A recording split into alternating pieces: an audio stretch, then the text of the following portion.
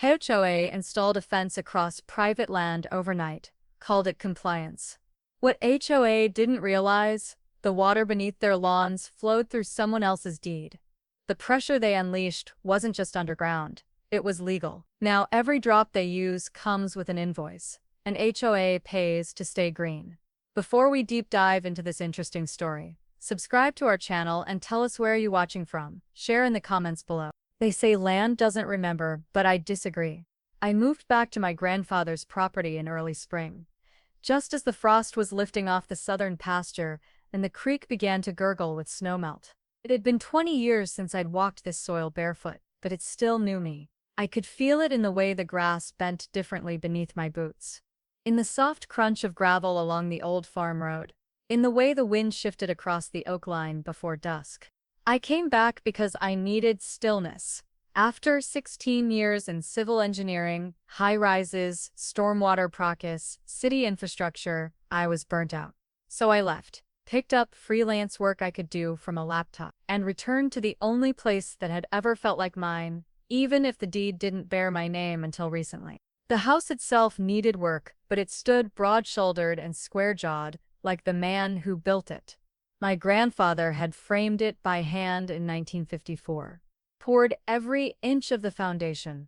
The porch creaked in the same places it always had. The fieldstone chimney still leaned slightly to the east, the result of one brutal freeze in the 80s he refused to ever fix. But what mattered most was the land. 19 acres of mostly open field, a winding creek that cut through the southern edge, and the thick row of oaks he once called the boundary spine. He had set his corner markers in stone, literal granite slabs carved with dates and initials. One of them still bears the faint etching. It wasn't perfect, but it was real. For the first few weeks, I split my time between working online and repairing things offline. I planted hydrangeas near the porch, re-graveled the path to the barn, and cleared bramble from the back trail. I even started restoring the old irrigation pump. It was slow work, but peaceful. Until the morning I saw it. At first, I thought it was a shadow, maybe a trailer or a truck parked near the creek bend. But when I stepped out with coffee in hand and walked toward the field, the shape sharpened. A fence. Metal matte gray. At least 7 feet tall, running clean through the southern acreage like a knife through parchment. It started roughly 50 feet in from the tree line and extended east to west, cutting the pasture in half. There were no warning signs, no calls, no notice of construction, just a freshly installed privacy fence that hadn't existed the day before. I followed it on foot, heartbeat rising with every step. It wasn't on the property line, not even close. It carved across the middle of my field, the one I'd cleared last week, where I was planning to install a greenhouse come summer. When I reached the midpoint, I saw the plaque. Small, polished, installed by Sandstone Bluff, HOA, lot compliance barrier. For a moment I just stared. The words didn't make sense. Compliance? What compliance? This wasn't a subdivision. This was private land, family land. My land. I had known there was an HOA in the new development across the road. Sandstone Bluff, a sprawl of beige townhomes with matching shutters and aggressively fertilized lawns. But they'd never come near this parcel, never contacted me, never claimed jurisdiction. Until now. I walked back slowly, the weight of confusion pressing on my spine. Something wasn't right. Fences don't just appear overnight, especially not government-grade ones installed with precision and concrete footing. Someone had planned this, filed something, or assumed something that wasn't theirs to assume. Later that day, I stood at my grandfather's old stone marker and ran my fingers along the worn letters. JR 1952. I felt a strange heat rise in my chest, not anger exactly, more like an ancient tension waking up. Like the land knew something was coming. That night, I made 2 calls, one to the county assessor's office, and the other to a woman I hadn't spoken to since college, a land use lawyer named Sienna, who owed me a favor. Because if someone thought they could carve up my home with a bolt gun and a plat map, they had no idea what this land was worth. Or what I still owned beneath it. I didn't start with a lawyer. I started with curiosity. I called the number listed on the HOA's website for Sandstone Bluff. It took 2 transfers and 1 please hold before I was patched through to someone named Monica, an HOA board liaison who sounded like she read bylaws for bedtime stories. "Hi," I said, trying to keep it neutral. "I live adjacent to your development. There's a new fence installed across my property, and your plaque is bolted to it." There was a pause. Paper rustling. "Address, please?" I gave it. Another pause. "Oh," she said. "That field." I waited. She cleared her throat. "That area falls within the Sandstone Bluff Green Buffer Zone. It's a non-activated visual corridor for lot compliance. It was voted on last quarter." I blinked. "I don't know what any of that means." "That field is my property. You can't just build on it." Monica's voice didn't change. "The field has no registered utility or structural use on FI, and according to our mapping overlay, it borders undeveloped buffer. The board determined it qualified for aesthetic protection." "Aesthetic protection?" I echoed. "Yes, we're promoting a uniform neighborhood appearance. The fencing is to prevent visual clutter and non-compliant storage." I had to pull the phone away from my face. Visual clutter? It was a field. Grass, clover, wild mustard in spring. The only thing on it was sunshine. "I'm going to need a copy of whatever map or record you're using," I said flatly. "I'm not authorized to release internal planning documents, but you're welcome to file a variance if you believe your property encroaches into the buffer." "Encroaches?" I repeated, heat rising behind my ears. "You installed a structure on my land, and now I'm the one encroaching." Her tone turned sugary, the way people do when they think they're winning. "That's what the variance process is for. We're here to help." I hung up before I said something I couldn't unsay. The next morning, I opened the old cedar trunk at the foot of my grandfather's bed. Inside were rolls of oil paper maps tied with fading twine, wrapped around survey stakes and wax-penciled plats. My fingers trembled slightly as I unrolled the main parcel sheet, dated. I recognized the creek line immediately, and the notations in the margin, in my grandfather's blocky handwriting. "Boundary confirmed, J.R." Then I went out to the field. I moved slow, measured from the old gatepost, brushed aside grass and bent thistle. 10 paces, 12, 13. There it was. A brass survey disc, weathered but solid, embedded in a sandstone boulder. Scratched into the metal were the initials JR, the same ones from the marker at the oak line, and the coordinates matched the deed exactly. The fence stood 13 feet inside that line. I took photos, measurements, sent a certified letter to the HOA with copies of the deed, the original plat, and the photos attached. Their reply came 2 days later in the form of an email from a different board member. This one named Rick. "Thank you for your input. The board has reviewed your documents and determined that the maps provided are historic and may not reflect current land use overlays. The installed fencing is in accordance with Sandstone Bluff's visual compliance zoning, approved under Subdivision Maintenance Authority. At this time, the board sees no issue requiring remediation. You are welcome to submit a variance request for review." No signature. Just Sandstone Bluff HOA Legal Affairs Subcommittee. I stared at the screen for a full minute, my jaw clenched so tight it ached. Historic documents? These were legally recorded plats, registered with the county decades ago. I checked the timestamp on the email, 20:47 a.m. They weren't working late. They were trying to make it go away before daylight. The next morning, I drove to the county recorder's office. I requested the original plot files and a certified boundary overlay. The clerk raised her eyebrows when I told her about the fence. "You're not the first to mention Sandstone Bluff," she said, under her breath, handing me the copies. Back home, I highlighted the boundaries, scanned the updated survey, and printed it all in color. I wrote off another letter, this time taped in a plastic sleeve on the HOA's front office door. But inside, I knew what this really was. They didn't think I would challenge it. They saw an empty field, a single woman with no HOA membership, and assumed silence meant surrender. They thought they were dealing with a boundary. They were wrong. They were dealing with a system. And systems, that's my domain. Some discoveries arrive like thunder. Others come quietly, dripping one clue at a time, until the weight of what you're seeing finally pulls you under. This one started with a box in the attic. After the HOA doubled down on their claim And after the county maps confirmed I was right, I wanted more than confirmation. I wanted leverage. So I pulled down the ladder to the attic above the porch, climbed into the dust, and started looking. My grandfather was an organized man, military-trained, engineer-minded.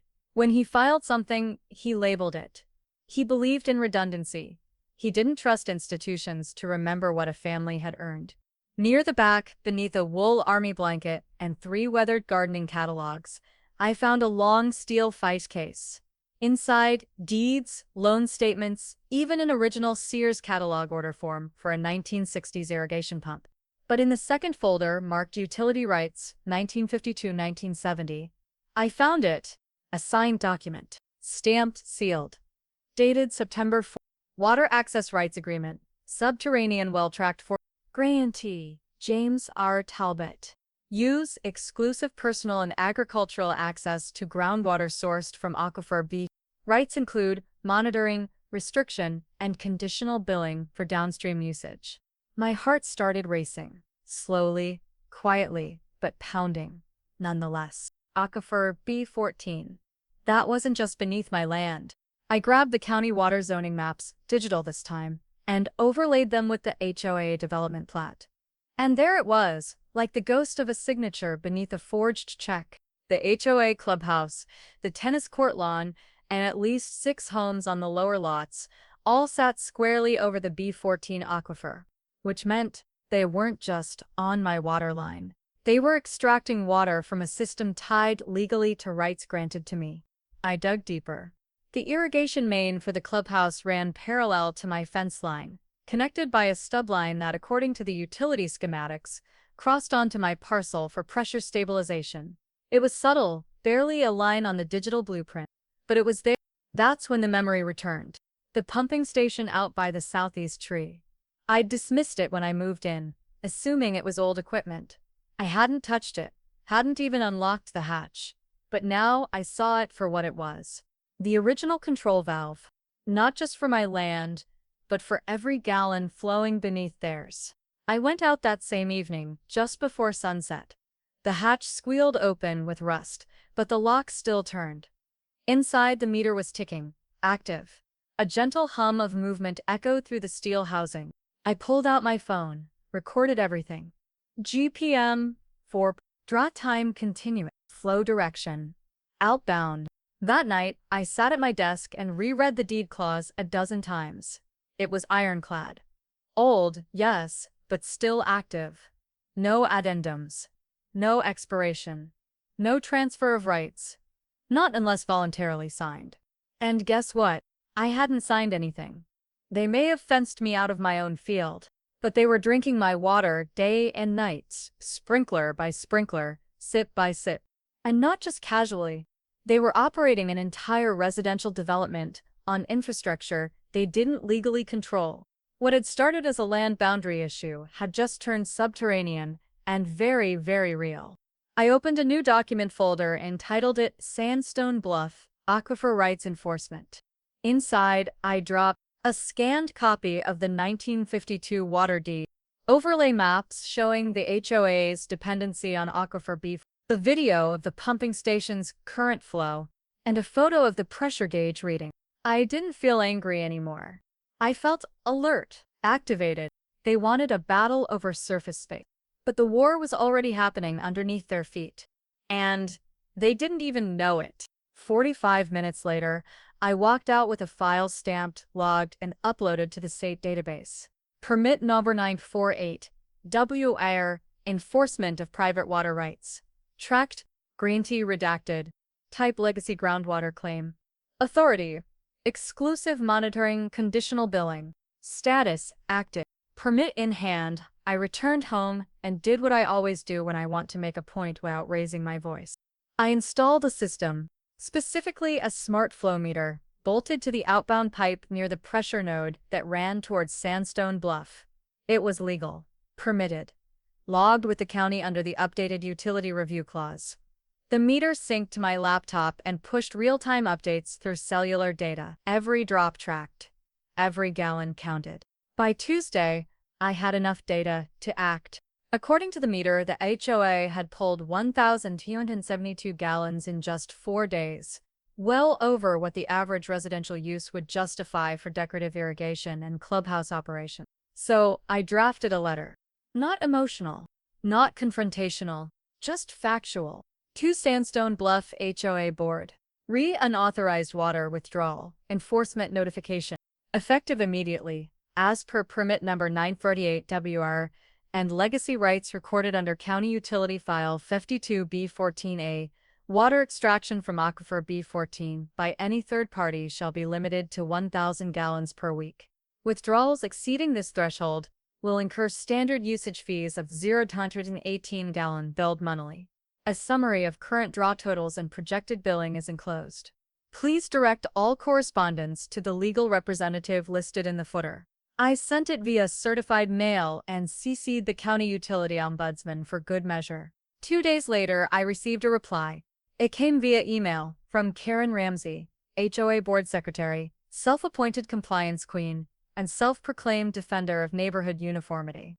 Her message began with faux courtesy and descended quickly into condescension. Your so-called permit is decades old and no longer relevant to current zoning overlays. We consider your recent actions, including the installation of unauthorized hardware, as a violation of shared community infrastructure boundaries. Legal counsel has been notified. Cease all interference immediately or face legal recourse. I read it 3 times. Then I smiled, because now it was in writing. They had acknowledged the extraction, acknowledged the hardware, and acknowledged they viewed shared infrastructure as justification for unpermitted use. So I replied, with a 17-page attachment titled, Exhibit A, Historical Water Rights Enforcement. Legal basis for Tract B14 permit. It included a copy of the original 1952 County Code citations, specifically Chapter 914, Section D, Legacy Agricultural Water Access, 3 case law precedents, a notarized affidavit from the Resource Office clerk confirming the permit's reinstatement, diagrams showing aquifer B14's radius and dependency network, and a 5-day water usage chart with time-stamped data from my flow meter. The final page was a 1-paragraph summary. Continued unauthorized extraction beyond the legally permitted threshold will be treated as theft of resource under county statute. This message constitutes formal notification of enforceable rights. I hit send, BCC'd the ombudsman again. And then I waited. For once, Karen had nothing to say. The inbox stayed quiet. No threats, no follow-up. No midnight emails stamped with HOA letterhead in righteous indignation. Just silence. But silence, in my world, is louder than a cease. It means they know. They know they built over a source they don't own. They know they crossed a line, both above and below ground. And now, every drop that touches their lawn has a paper trail. The fence may still stand, but now I controlled what ran beneath it. And the rule. They were mine to write. It started with a letter, a cream-colored envelope, no stamp, hand-delivered, folded so tightly I had to run a knife through the seam to open it. Inside, 1 printed page. Notice of nuisance claim. Filed by Sandstone Bluff Homeowners Association. Allegation: unauthorized tampering with shared utilities. Installation of unapproved mechanical hardware within HOA influence zone. No greeting, no signature.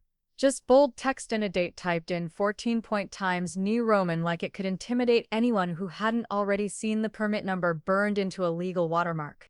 They weren't arguing the water rights anymore. They were changing the subject. They were painting me as a hazard. A problem. A woman with tools and stubborn land and no one to stop her. So I did what my grandfather would have done. I waited. 2 days later, the inspector arrived mid-morning, dusty boots, clipboard under one arm, not from the HOA, but from the township. Neutral territory. He had a badge, a smile, and a name patch that read, Claim. I showed him the flow meter, the permit, the hatch, even the pressure regulator. He nodded slowly. All looks clean, he said, jotting notes. Actually pretty impressive work. I try not to break laws, I replied. Just enforce them. He smiled at that. Left 20 minutes later, never came back. But the HOA didn't need permission to be petty. The next day, I found a second lock on the field gate. This one new shiny bolted over mine with a zip tie that looped through the hinge to prevent access. I'd used that gate for years to tow mulch, mow the lower pasture, run tractor loads down to the creek bend. Now it was sealed shut. No warning. No letter. Just a padlock and silence. I took photos, clipped the tie, left their lock hanging on a post like a cowbell warning. Then I filed an injunction with the county. Quiet, direct. A request for emergency property access restoration. The language was cold and clean. Unauthorized obstruction of legal ingress to private parcel. Adverse possession activity noted. Temporary restraining order requested pending review. And still, they didn't stop. That night, my motion camera caught the first glimpse. Two figures. Flashlights. One tall, one short. Moving along the south fence line just after 11:30 p.m.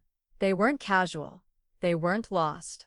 They were moving with intention. Hands gloved, heads down. They stopped at the pump housing. Crouched. Opened something. Stayed for 4 minutes. Then left the way they came. I replayed the footage 6 times, froze the frame. Zoomed. It was Rick and Karen, HOA board members, trespassing. They hadn't come to talk.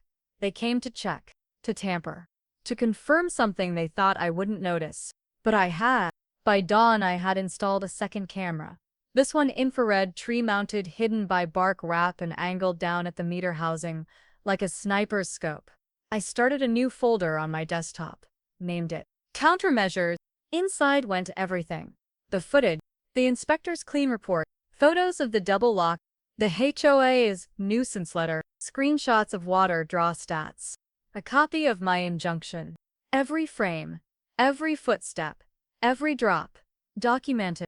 They wanted a war of attrition. But I knew better.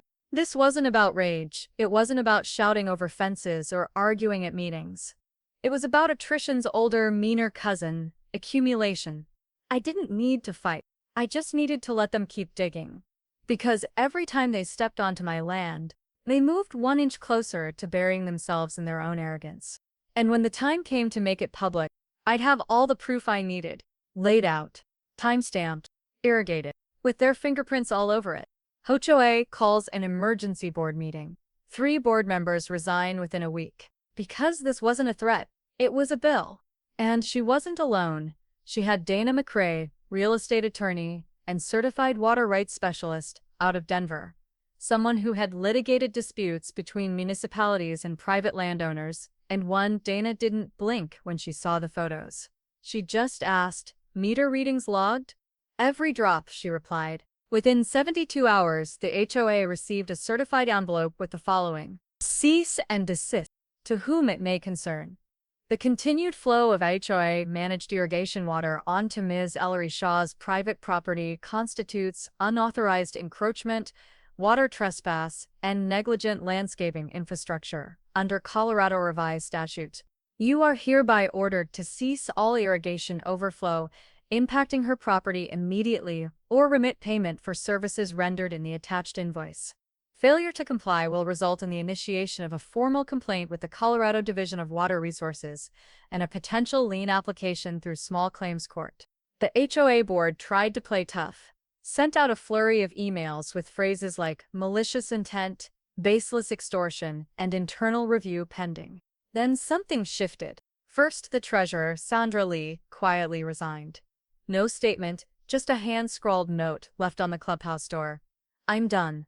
Then came Brian Carver, the vice president, an ex-plumber turned HOA enforcer who'd been backing Cliff since the gazebo fund mysteriously vanished. He posted a message in the community Slack. "I've seen the footage. We're on the wrong side of this. I won't be part of it anymore." And finally, Ruth Delgado, the secretary. Her email leaked, not by accident, but by a board member who'd had enough. "We've been warned about that irrigation system for over a year. If Cliff wants to play martyr, he can pay her himself. I won't be left holding the bag for his arrogance." 3 board members gone in 7 days. At the next emergency meeting, moved from the community hall to a folding table in the cul-de-sac, Cliff stood alone with a manila folder and a sweat-stained collar. He offered to revisit the invoice if she would consider mediation. She sent back a single-sentence reply. "Interest begins accruing on day 15. Poetic, legal, inevitable. They thought she was bluffing, that she'd fold the moment legalese hit her inbox.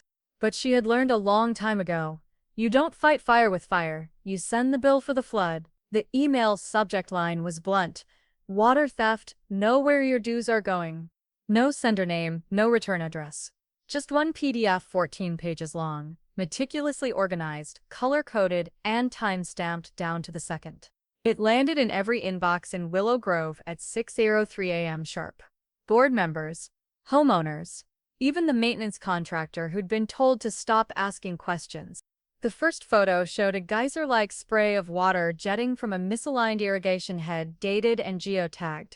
The next, drone footage showing a steady stream bleeding into Ellery Shaw's property. Next to it, an annotated spreadsheet detailing 4 consecutive weeks of water flow readings, matched against the HOA's own landscaping schedule. Page 6 was where things shifted. Scanned deed excerpt. Parcel 4B. Subterranean rights allocation. All rights and access to groundwater reserves underlying Parcel 4B, including but not limited to runoff, subterranean drainage, and redirected irrigation, are granted exclusively to the title holder. Ellery's name was circled in red. The implication hit like a thunderclap. The HOA had been diverting water from a privately held groundwater zone and charging the community for it. Within hours, the neighborhood message board lit up. One thread swelled to over 90 comments before the moderator shut it down. Wait, I paid $112 last quarter for irrigation. Was that water even legally theirs? Just pulled my contract. Nowhere does it say they own that source. Who's been pocketing this? Cliff? A second thread popped up before the first could be deleted. HOA lied about source ownership. Legal advice needed. By midday, residents were comparing water bills. More than a dozen realized they'd been paying for a system that not only trespassed onto private land, but pulled from a reserve that HOA had no legal claim to. One even uploaded a side-by-side comparison of the original subdivision plat and the HOA's revised landscaping map, where Ellery's water lot was conveniently omitted. The whispers turned to outrage. And then came The monthly Willow Grove Gazette, normally filled with bake sale dates and lawn of the month winners, issued its first ever retraction. Community Bulletin. Erratum. In light of recent documentation shared with the community, we acknowledge that the irrigation source utilized by the HOA has been misrepresented in past newsletters. We have now confirmed the water source lies on private property and that its use was never formally approved by the deed-holding resident. We sincerely apologize to all homeowners affected by this mismanagement and are conducting a full review of related billing practices. It was unsigned, no cliff, no board stamp, just a quiet, formal surrender in 11-point font. But it changed everything. Ellery didn't speak publicly. She didn't have to. Her facts had done the talking. Her records, her patience, her restraint, each was now on display for the whole neighborhood to see. What once seemed like a petty complaint had been revealed as a legal injustice, playing out under everyone's sprinklers. One neighbor left a card at her doorstep. Inside was a handwritten note. "Thank you for paying attention. You just saved us all a lot more than money." Another dropped off a box of lemon bars with a post-it. "If you ever run for the board, I'm voting twice." And somewhere, in the quiet offices of the HOA management company, someone was combing through old records, recalculating liability, and realizing they had grossly underestimated the woman they thought was just the flower bed lady. She hadn't shouted. She had shown, and now the whole community was watching. They called it a mutual resolution. She called it the day the ground remembered who it belonged to. The settlement came in a thick envelope, hand-delivered this time, no email threats, no boilerplate posturing. Just 3 signatures across the bottom line and a cashier's check made out to Ellery Shaw for $4,000. It wasn't about the money, not really. It was about the paper trail now etched in HOA records. A binding agreement that made things crystal clear: monthly water usage caps to ensure they never overdrew her land again. Real-time meter access, monitored digitally with her own login credentials. And the jewel in the crown: annual compensation for water rights usage, adjusted for drought pricing. Every drop now came with a price tag. A paper trail. A permission slip with her name at the top.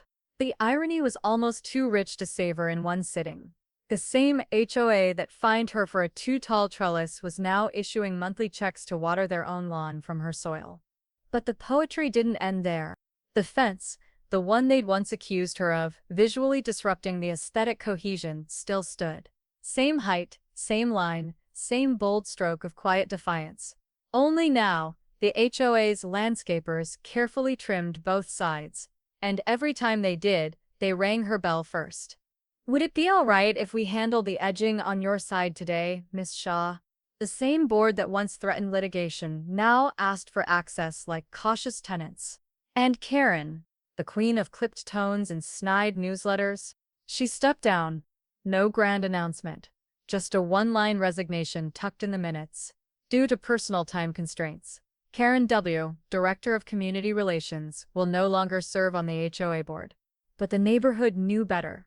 They remembered how loudly she'd spoken before Ellery brought receipts, how fast her voice faded when the water rights came into focus.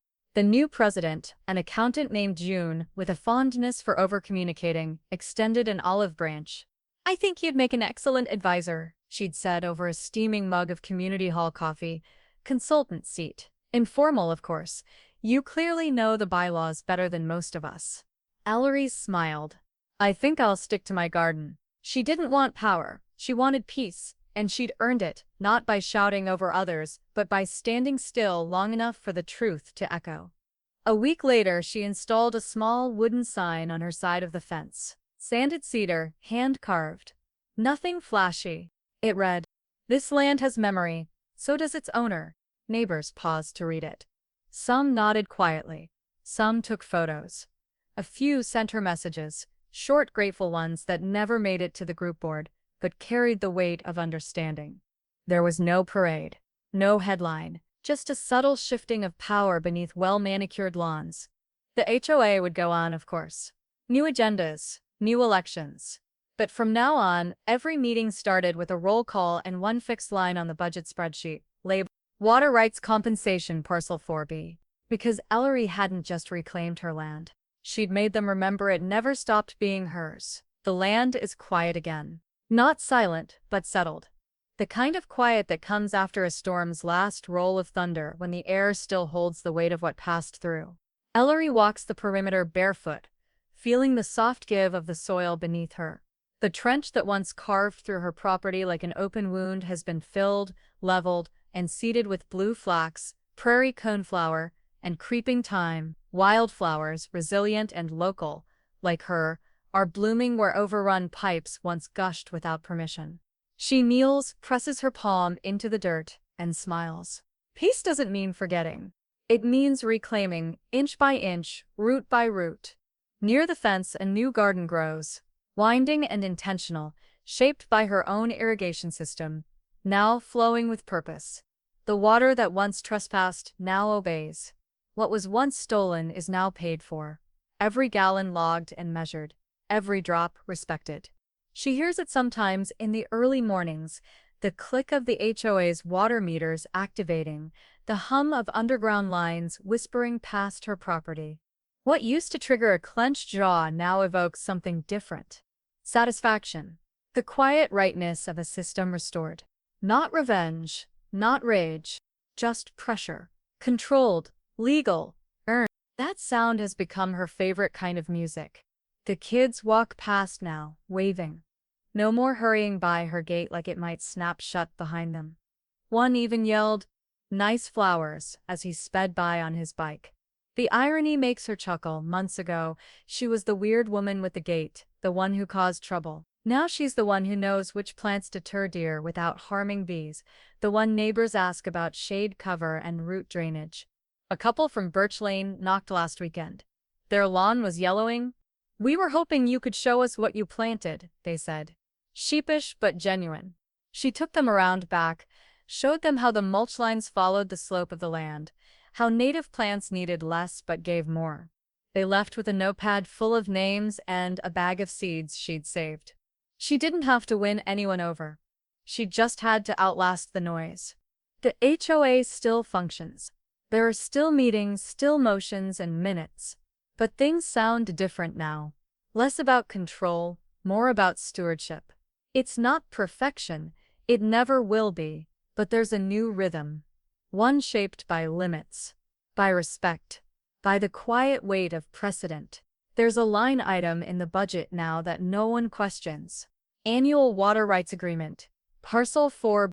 It sits between gazebo lighting and holiday decor. But she knows its weight. That line is hers. That line means something.